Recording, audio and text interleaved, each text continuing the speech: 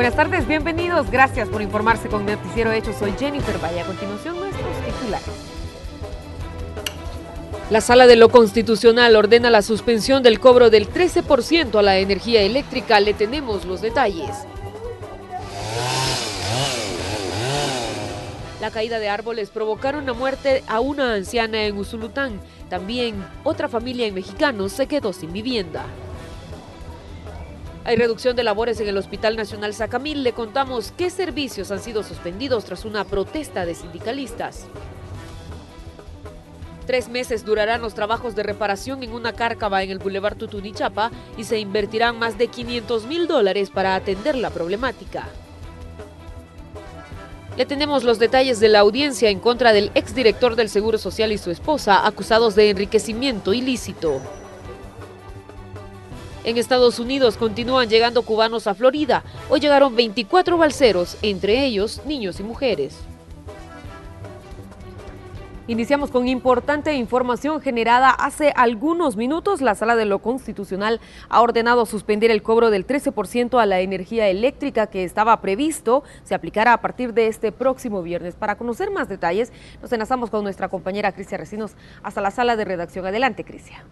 Muy buenas tardes, Jennifer, y a toda la audiencia de Noticiero Hechos. Efectivamente, hace aproximadamente una hora se conoció esa resolución de la Sala de lo Constitucional de la Corte Suprema de Justicia. Se ha admitido en la demanda de inconstitucionalidad en contra del decreto 39. Este decreto, ¿qué dice? Era el decreto que se aplicaría un 13% más en el cargo de la energía eléctrica. Se suspendió el acto reclamado, lo que quiere decir que no entraría en vigencia este viernes 15 de julio, como lo habría anunciado ya el secretario técnico de la presidencia. Recordemos que el gobierno había anunciado que estos fondos irían destinados a inversión social, específicamente a la inversión en energías renovables.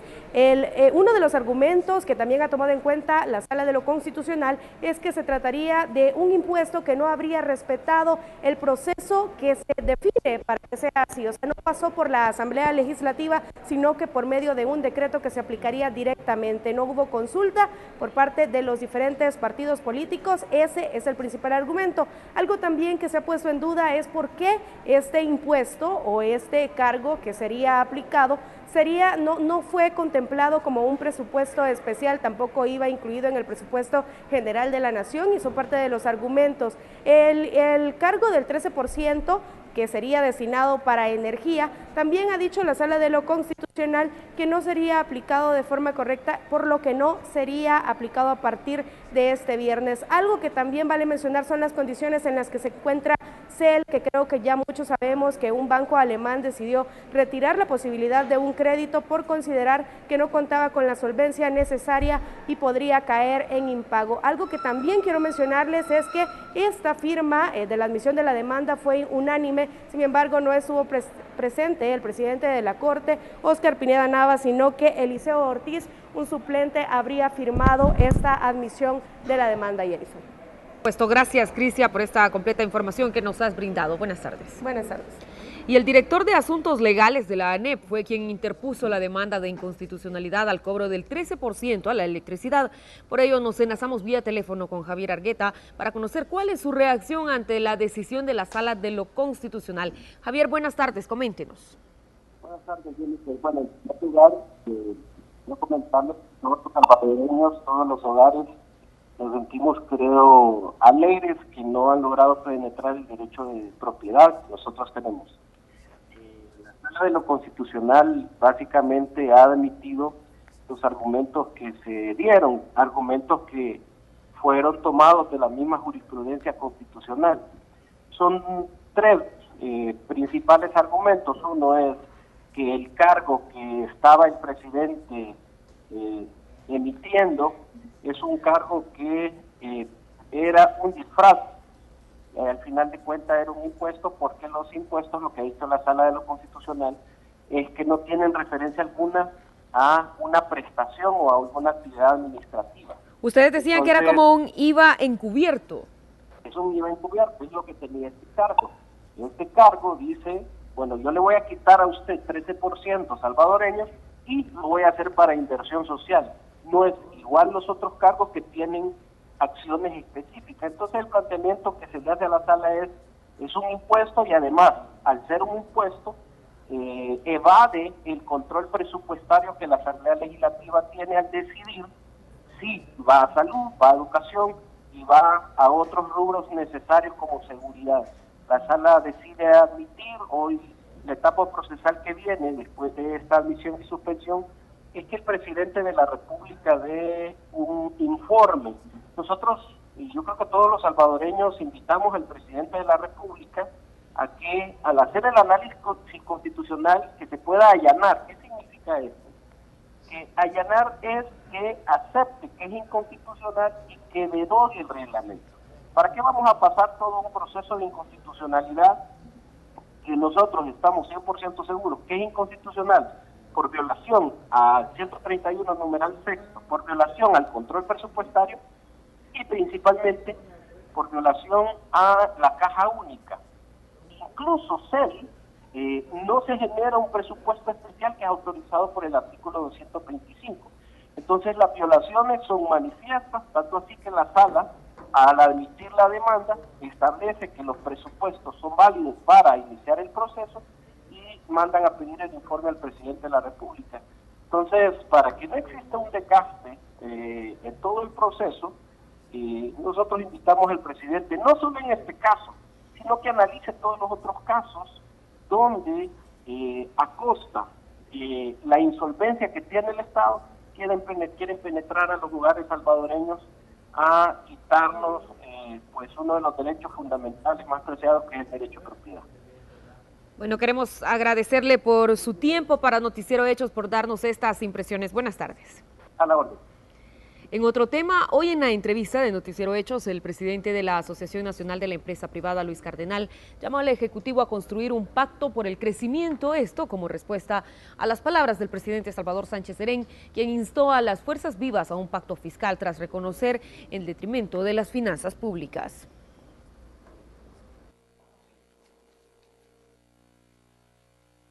Ya no es de hablar de un pacto fiscal, porque si hablamos de un pacto fiscal probablemente lo que va a pretender el gobierno, como lo ha hecho en ocasiones anteriores, es ver de cómo le saca más agua a la piedra, con qué otro impuesto, con qué otro cargo, con qué otra argucia le saca más dinero a la población. Nosotros le queremos hacer, y aquí lo hacemos por primera vez, le hacemos una propuesta pública al presidente de que lo invitamos a un pacto por el crecimiento, no a un pacto fiscal, sino a un pacto por el crecimiento. Porque la crisis fiscal que vivimos no es una causa, es un efecto. Y es un efecto de malas políticas públicas, de un modelo equivocado.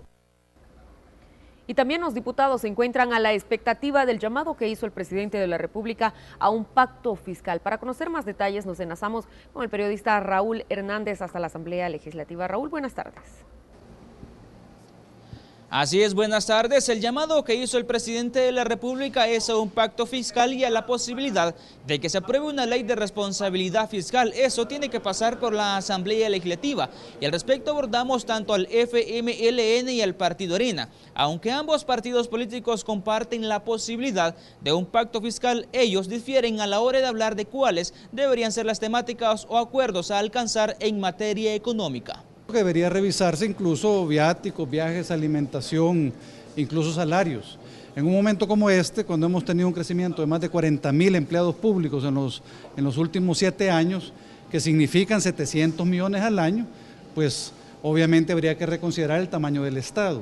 Con 700 millones al año, nosotros tendríamos suficiente capacidad financiera para enfrentar los retos de la inseguridad. Por un lado se dice que hay, ¿cómo se llama?, hay necesidad de fuentes de trabajo, pero si ni la empresa privada ni el Estado asumen, y entonces ¿quién le va a dar el trabajo a la población?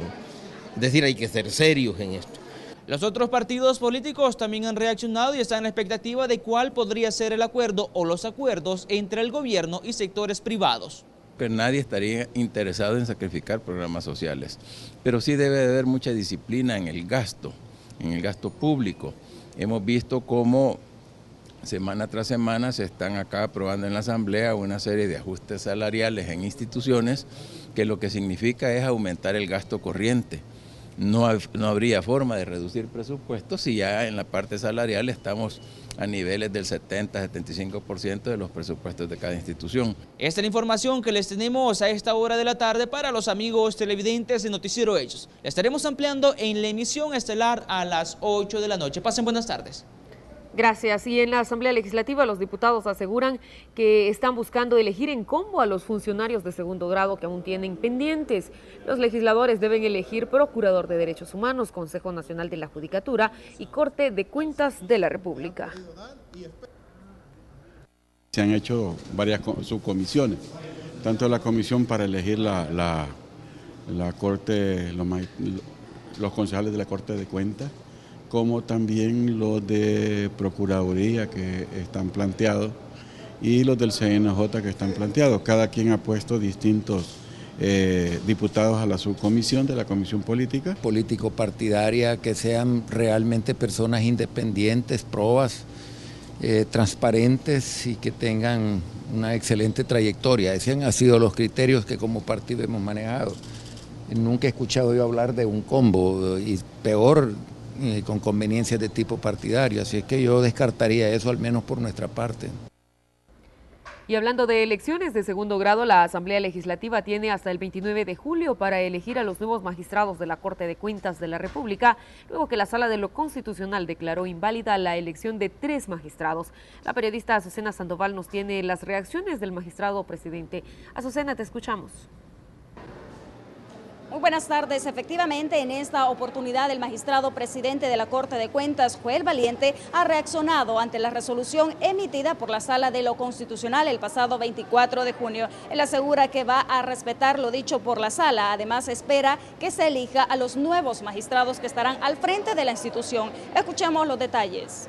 Te declaro de que estamos en completa disposición de respetar y cumplir la resolución de la Corte de Cuentas. El deseo de que por la institucionalidad, por el bien del Estado, la Asamblea Legislativa elija lo más pronto posible a los miembros, tanto presidente como a los magistrados de la Corte de Cuentas. Asegura que estar hablando de una afiliación partidaria a estas alturas, a su juicio, no es trascendente. Francamente, a esta altura de la situación, seguir hablando de la misma afiliación partidaria, yo considero que ya no vale la pena. Ya esto es caso cerrado, ya hay una resolución, se va a respetar y me parece que no amerita seguir en esta misma situación. Creo que se ha dicho todo, solo sigo insistiendo en una cosa como ciudadano. El hecho de que un ciudadano firme un libro para que un partido pueda ser inscrito, es decir, para que reúna las 35.000 firmas que la ley electoral manda, eso no constituye una afiliación a un partido político. Recordémonos que la Asamblea Legislativa tiene hasta el próximo 29 de julio para elegir a los nuevos magistrados que estarán al frente de la Corte de Cuentas. Por supuesto, una nota completa en la siguiente edición de Noticias. Regreso a la señal. Muy buenas tardes. Buenas tardes. Y en otro orden de noticias, una familia lo perdió todo luego que un árbol cediera y cayera sobre su vivienda. Los afectados aseguran que esto pudo evitarse al hacer un llamado a las autoridades. Fue como un estruendo el que se empezó a ir una quebrazón de ramas cuando venía hacia abajo del árbol.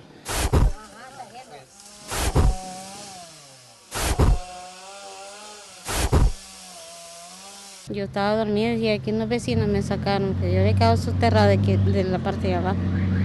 Y ahí ellos no sé cómo hicieron para entrar, porque allí estaba cerrado todo. Realmente yo en lo oscuro me levanté y me logré ingresar por ese hueco y logré auxiliarla antes que el peso terminara de caer. Son los relatos de una madre e hijos sobrevivientes al colapso de su vivienda.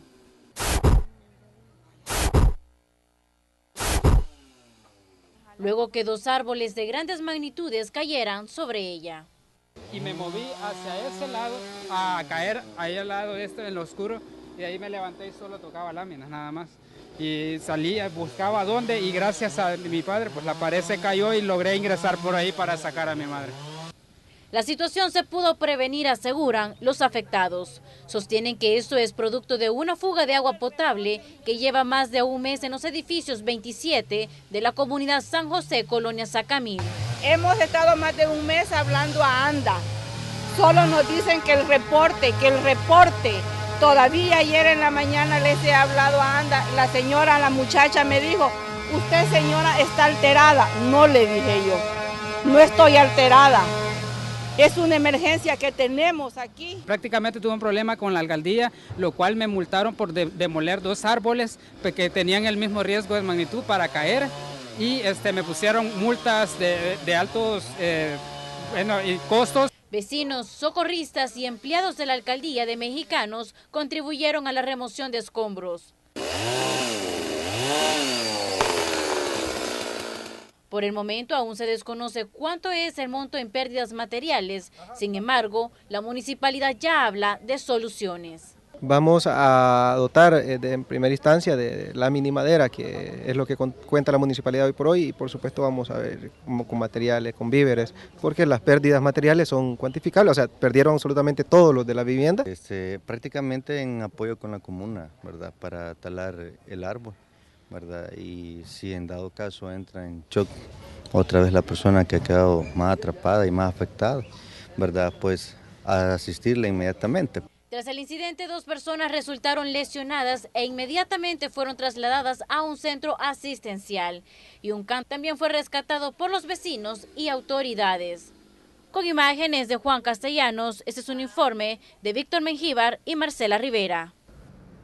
En Usulután, la caída de un árbol provocó una tragedia. Una anciana de 63 años, identificada como Blanca Kerminia Lizama, murió luego que un árbol cayera sobre su vivienda, derribado por los fuertes vientos y la lluvia de anoche. El hecho se registró en el barrio Analco del municipio de Santa Elena.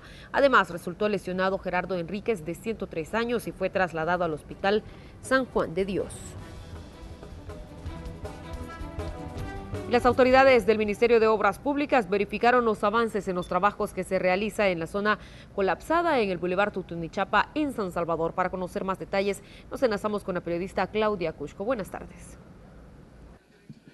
Saludos para ti, para nuestros amigos televidentes. Me encuentro específicamente en la zona del hundimiento ocurrido la semana anterior en el Boulevard Tutunichapa, tramo comprendido entre el Redondel México y la 25 Avenida, que ha obligado al cierre de esta arteria. Hasta acá ha venido el ministro de Obras Públicas, ha detallado específicamente el problema. Se ha originado a raíz de la capacidad de la bóveda subterránea que trae aguas abajo. Escuchemos. La línea que lleva la bóveda es esta, pero aquí hicieron un quiebre hacia la derecha, un quiebre de 90 grados, lo cual creo que a los estudiantes de primer año de ingeniería de la universidad probablemente se los desaconsejarían. Sin embargo, sucedieron estas cosas. Y producto de los inviernos, los huracanes, y de que ya están rebasadas las capacidades hidráulicas de estos drenajes secundarios, se pierde la cama de agua, y comienza a colapsar. El viceministro de Obras Públicas ha detallado también que la zona colapsada en cuanto a bóveda han sido 15 metros, pero la intervención de los técnicos será más de 100 metros debido a que el problema es mucho mayor. Se requiere de una inversión de más de $500,000. Escuchemos. $550,000. Quiere decir, estas obras incluirán tanto la reparación del evento que tenemos como reparar 110 metros lineales adicionales de bóveda. Si sumamos lo que anteriormente ya ejecutamos, más lo que vamos a ejecutar acá y que ya estamos trabajando, sumará un poco más de $1.1 millón. Pero la gran pregunta es, ¿pero cuánto cuesta reparar toda la bóveda? Y disminuir, por supuesto, casi a cero el riesgo. Nuestros técnicos nos han hecho una estimación que ronda los $5 millones. Jennifer, estos fondos provienen del Fovial para atender de forma inmediata este problema generado en el Boulevard Tutunichapa. Las autoridades aclaran que para intervenir en el total de la bóveda se requiere de cerca de $5 millones. Sin embargo, es una cifra que no se tiene al momento. Estas obras se extenderán por cerca de 90 días, dependiendo de que el clima no lo impida. Llegamos hasta acá con esta información. Estaré brindando más detalles en nuestra próxima edición de Noticias. Saludos. Gracias, saludos para ti también. Y para conocer cómo estarán las condiciones del clima para lo que resta de este día, nos enlazamos con el meteorólogo Walter Flores desde el Centro de Monitoreo Medio Ambiente. Buenas tardes, Walter. Muy buenas tardes en estudio y a todos los que nos acompañan a esta hora, precisamente las condiciones del tiempo en el territorio nacional. Estamos justamente durante este día, vamos a tener condiciones muy estables, eso sí, un ambiente bastante cálido, temperatura alcanzando los 37 grados en el oriente del país, zona centro y occidente rondando los 33, 34 grados. En cuanto a la lluvia, cielos con poca nubosidad durante esta tarde. A finales de esta tarde estamos esperando alguna lluvia, principalmente al occidente del país, donde vemos de forma aislada alguna precipitación, nada que ver con el día anterior, que sí tuvimos acumulados importantes en el país. Muy probable hasta el día jueves, estamos teniendo nuevamente una pequeña perturbación y una onda tropical acercándose a los planos caribeños de Nicaragua, que va a venir a dejar lluvias más organizadas en el país. Eso hasta el día jueves. Mientras tanto, disfrute de este día y si va a la playa, sí, una recomendación principalmente para aquellas personas que realizan alguna actividad en aguas profundas frente a nuestras costas, ya que vamos a tener viento mar picado y condición de viento un poco acelerado en esa región, alcanzando hasta los 50 kilómetros por hora. Con esta información regresamos con ustedes a los estudios. Gracias. Y esta madrugada 3 personas lesionadas dejaron 2 accidentes de tránsito registrados en la 49 Avenida Sur en el sentido que conduce hacia la Universidad de El Salvador. Tras el percance se generó un fuerte congestionamiento vehicular. Fue a las 4 de la mañana el primer accidente, y luego de eso, pues, esperando el parte policial, fue el segundo accidente. Sí, nosotros veníamos en nuestro carril, pero cuando sentimos que el animal aquel como que se iba subiendo en el pico. ¿Les pegó? Sí, les pegó. En otro percance vial sobre el kilómetro 11 de la carretera de Oro, un vehículo en el cual se conducían varias personas volcó tras perder el control. Afortunadamente, en el incidente no hubo heridos de gravedad. Las 3 personas lesionadas fueron levantadas o llevadas, mejor dicho, a un centro asistencial por la PNC. Charco de agua que estaba en una poza ahí, lo sacó de la... Lo hizo que perdiera el control y fue que se vino a estrellar aquí con este arbolito. Sí, que fue una laguna de agua que se hace ahí, me quitó el volante, ya no lo pude controlar. Sería importante que estuviera un poco iluminada porque a esta hora de la noche con la lluvia hay más dificultad para el conductor.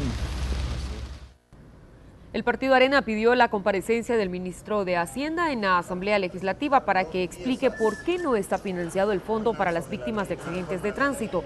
Hasta la fecha son más de 600 las familias de víctimas fallecidas que no han recibido su compensación económica. En cuanto a asignarle los fondos que ya establece la ley, que el 50% de la recaudación de las multas deben de ir destinadas para poder pagar los accidentes de tránsito a aquellas personas que han tenido tanto lesiones o que hayan fallecido. Hasta esta fecha, no obstante que se fue aprobada esta ley en diciembre del 2015, hasta esta fecha, justamente el señor ministro de Hacienda no ha hecho ningún depósito al Viceministerio de Transporte para que pueda pagar en definitiva todas aquellas personas que hasta esta fecha también son 654 personas que han fallecido ya. El periodista Julio Guevara nos ha preparado un reportaje especial sobre la investigación que mantiene la Fiscalía General de la República acerca del caso del motociclista que murió tras ser atropellado por una camioneta del Ejecutivo. Casa Presidencial, 4 de julio. Fiscales realizan un allanamiento en busca de pistas sobre el conductor de una camioneta involucrada en un accidente de tránsito que dejó como resultado un motociclista sin vida el pasado 1 de mayo. No veo por qué vamos a tener atendiendo un gobierno entero un caso que es como decenas, cientos y miles de casos. Así respondió el gobierno a la acción fiscal. La FGR, por su parte, prometía en ese momento analizar los registros obtenidos. Vamos a ver si coinciden o no coinciden, ¿verdad? Que es lo que estábamos verificando o pretendíamos verificar nosotros. Si de alguna manera se nos estaba dando información correcta o incorrecta. De acuerdo al Ministerio Público, las investigaciones respecto al caso continúan. Pero a todo esto, ¿quién era el motociclista fallecido? El hombre que murió en el kilómetro 36 de la carretera del Litoral era Mario Alberto Cruz. Era un hombre honesto, honrado. Tenía 39 años, cabeza de hogar, no solo de su hija de 4 años y su esposa, también de sus padres, octogenarios que siguen sin comprender por qué el responsable del accidente huyó. Pero como él lo mató y él salió huyendo, entonces ahí se ve pues de que él lo mató como que había matado un animal, ¿verdad? Entonces yo como pienso de que allí hizo mal él en ese punto. Mario era empleado de una empresa de alimentos. El accidente se registró cuando se conducía a su hogar. La madre recuerda que le preparaba café cuando recibió la trágica noticia. Originario de Tamanique, en sus tiempos libres su pasión era cultivar. Sus padres ven injusto que el responsable continúe en libertad. En caso así, si mi hijo hubiera golpeado al señor, a lo estuvieran aguantando hambre. 5, 10 años de castigo, si hubiera sido mi hijo, pero como fue un señor del gabinete, miren dónde lo tienen, cubierto con pañales para que no da la cara para que no lo conozcan. Confirman que fueron indemnizados. Las deudas contraídas para sepultar a su hijo los obligaron a aceptar $6,000. Sin embargo, no están conformes. Piden que se conozca al responsable del hecho. Él tiene que sentir, o sea, tiene que saber que así como él los ha dado este dolor a nosotros, él no sabe el día de mañana lo que a él le pueda suceder con su familia, un dolor para él, ¿verdad? Y andarse ocultando, ¿cree que no me da vergüenza eso? Que el hombre que es hombre da la cara. Por el momento las autoridades han reiterado que el caso continúa investigándose, no por homicidio culposo, debido a la indemnización, pero sí para esclarecer quién manejaba la camioneta asignada a un funcionario de gobierno. Con imágenes de Alfredo López, Julio Guevara, Noticiero Hechos. Yo nunca creí esas cosas de mi hijo. En otros hechos, sindicalistas reducen labores en el área administrativa del Hospital Nacional Sacamil en protesta por la falta de medicamentos, personal médico y despidos injustificados. Además del atraso en cirugías oftalmológicas, piden que se entable una mesa de diálogo con el director del hospital. De lo contrario, amenazaron con tomar otras medidas. Continuamos solicitando, ¿verdad?, al MinSal por el desabastecimiento de medicamentos aquí en el Hospital Nacional Sacamil. Entre ellos tenemos la levotiroxina, amitriptilina, isordil, atenolol, ácido valproico, dicloxacilina, nitrofurantoína para infecciones de vías urinarias. También tenemos que, como mes y medio de haber inaugurado el tomógrafo para realizar el TAC cerebral, en el cual en el momento no está operante debido a la falta de insumos y de recursos que tiene que especializarse y también de incrementar más personal para que se pueda dar este servicio a la población. Organizaciones sociales se concentraron frente al Ministerio de Salud para pedir que no traslade la clínica de atención a personales con VIH del Hospital San Juan de Dios en San Miguel. Aseguran que son alrededor de 2,000 pacientes los que se verán afectados. Desde el 2 de junio estamos pidiendo a la ministra que se siente para buscar una alternativa y que los compañeros viviendo con VIH no sean trasladados afuera del Hospital de San Miguel. Lamentamos la falta de apertura de la ministra. En la CONACIDA también se comprometió a abrir un proceso de consulta, lo cual no se ha hecho, lo que va en contra de la política de participación ciudadana que supuestamente esta administración tiene. El Consejo de Seguridad y Convivencia dio detalles de las acciones ejecutadas desde su implementación. Destacan una reducción de los homicidios. Los detalles al regresar de la pausa.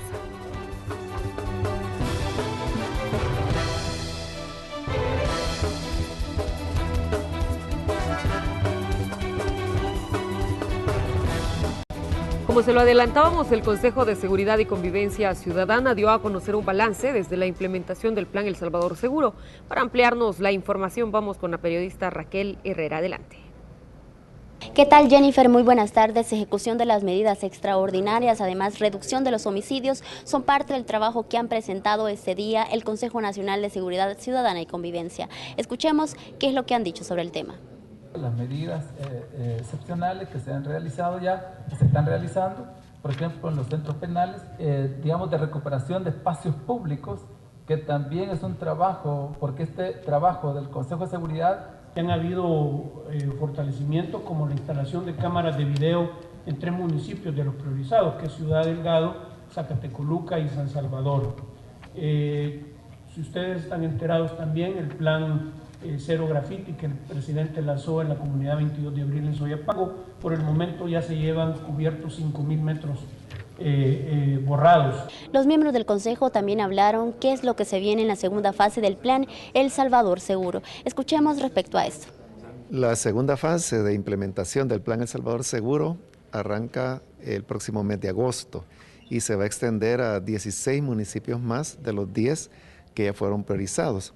Lo que las personas van a percibir es precisamente la formación de los consejos municipales de prevención a la violencia en estos 16 municipios. Los integrantes del Consejo Nacional de Seguridad Ciudadana y Convivencia también hablaron sobre una comitiva que ha viajado hacia Washington para compartir experiencias con senadores estadounidenses sobre la implementación del plan El Salvador Seguro y sobre la creación del Consejo Nacional de Seguridad Ciudadana y Convivencia. Hasta aquí mi informe, Jennifer. Retorno la señal a los estudios. Muy buenas tardes.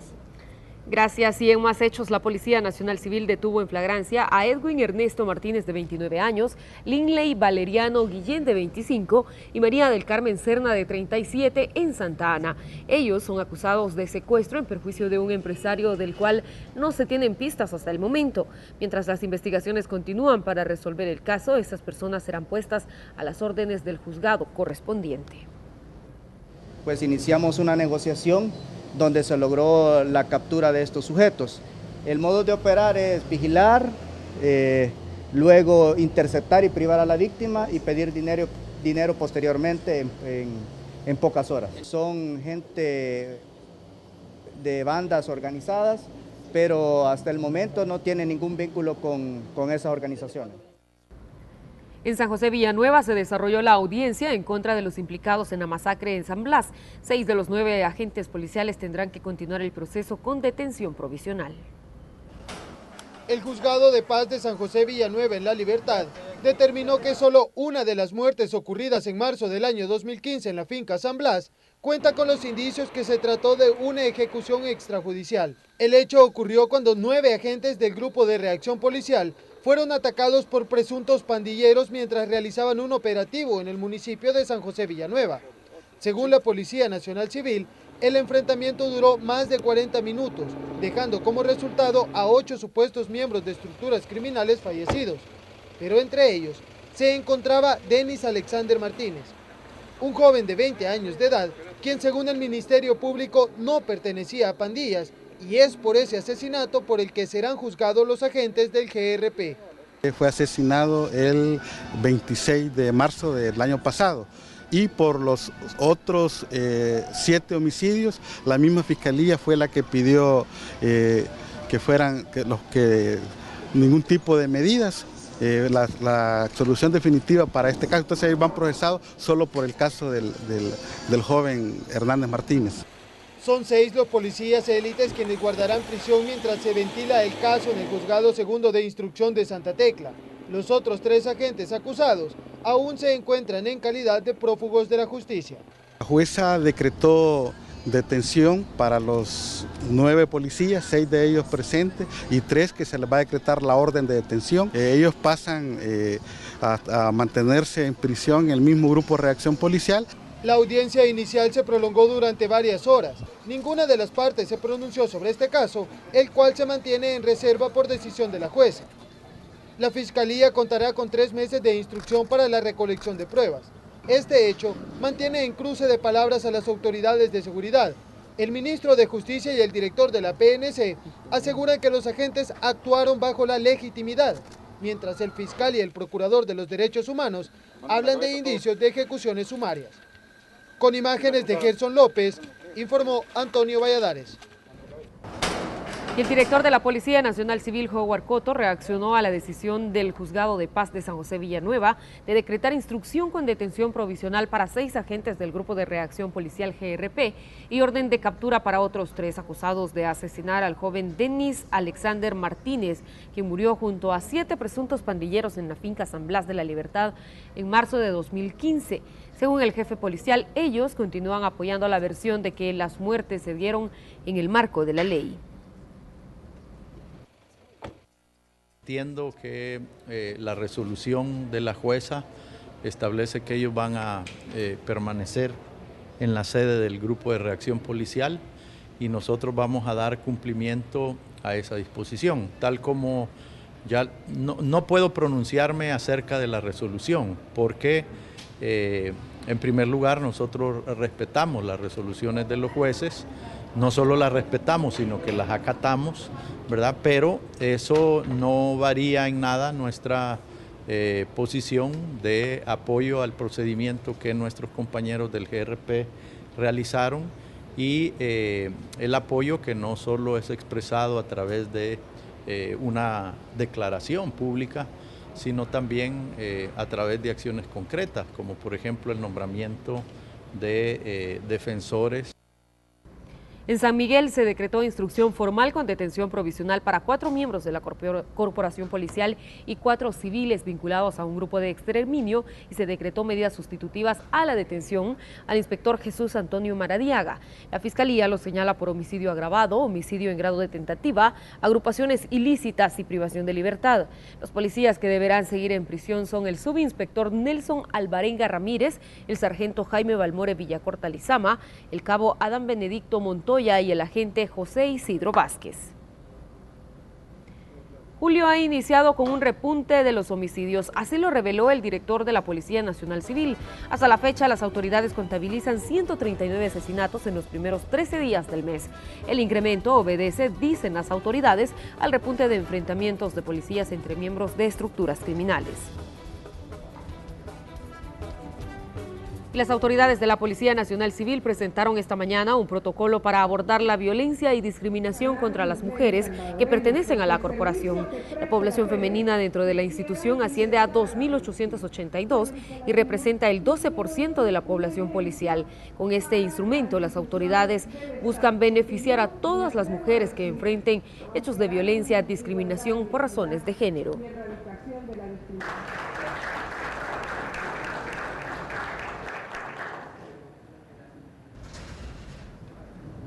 Haga negocios. De la continuidad nos ocupamos nosotros. Presenta. La Cámara Segunda de lo Civil de la primera sección del centro realiza la audiencia preparatoria de pruebas contra el exdirector del Instituto Salvadoreño del Seguro Social, Leonel Flores, y su esposa por enriquecimiento ilícito. La Fiscalía dice tener suficientes pruebas que determinan que el exfuncionario efectivamente ha cometido un delito. Que se ha recabado acá del Instituto de Migración, de Hacienda. Entonces, y también se está pidiendo a la Cámara el auxilio judicial para que se realice un peritaje financiero contable de todos los ingresos que él ha tenido para establecer posiblemente un incremento más de los 608.000 que se le están ahorita atribuyendo, que se ha enriquecido ilícitamente. Data Red. Haga negocios. De la continuidad nos ocupamos nosotros. Presentó. Se acercan las vacaciones agostinas. Al regresar de la pausa le contamos cuáles son las proyecciones del Ministerio de Turismo.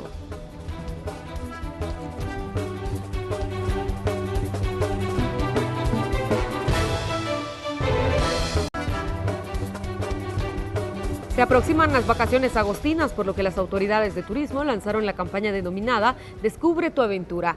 El objetivo es que los turistas visiten los distintos puntos atractivos del país. También hablaron de proyecciones en cuanto a visitantes, tanto locales como extranjeros. Según el titular José Napoleón Duarte, esperan tener un crecimiento significativo con relación a 2015.